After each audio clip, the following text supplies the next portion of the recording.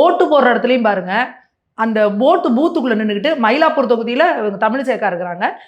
நீங்க ஓட்டு போட்டுட்டா அதுக்கப்புறம் அங்கே என்ன வேலை உங்களுக்கு?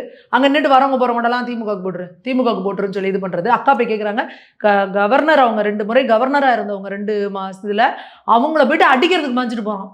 அப்போ என்ன தைரியம் உங்களுக்கு? ஒரு தேசிய கட்சியில இவ்வளவு பெரிய பொறுப்புல இருக்கிற ஒருத்தவங்களை வந்து நீங்க இந்த மாதிரி பண்றீங்க அப்படின்னா சாமானிய மக்களை நீங்க என்ன பண்ணுவீங்க? இந்த பக்கம் சேகர் பாபு பாருங்க, அந்த தாவேக்கால இருக்கிற ஒருத்தர்கிட்ட போயிட்டு வாடா பார்க்கலாம் அவனை விட்டுருவோம். ரவுடிங்களா நீங்களா? நீங்க எல்லாம் ஒரு அமைச்சரா இருக்கிறவர், ஒரு எம்எல்ஏவாகி உங்களுக்கான அந்த அரசியல் நாகரிகம் உங்களோட பேச்சை எப்படி இருக்கு பாருங்க.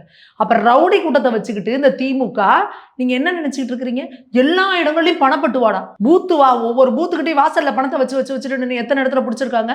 மயிலாப்பூர்ல அவங்க அந்த கேண்டிடேட்டோட ஹெல்ப்பர்கிட்ட இருந்து உதவியாளரா அவர்கிட்ட இருந்து கோடி கணக்குல வீட்டுக்குள்ள எடுக்கிறாங்க. ஏங்க நீங்க ஒழுங்கா ஆட்சி நடத்தினா எதுக்குங்க பணம் கொடுக்குறீங்க? எங்க பார்த்தாலும் காயின், மூக்குத்தி, கொலுசு, அதுலயும் பாருங்க பித்தலாட்டக்காரங்க. ஆட்சினா ஒழுங்கா நடத்த மாட்டீங்க, கொடுக்கறதுலயும் பித்தலாட்டம்.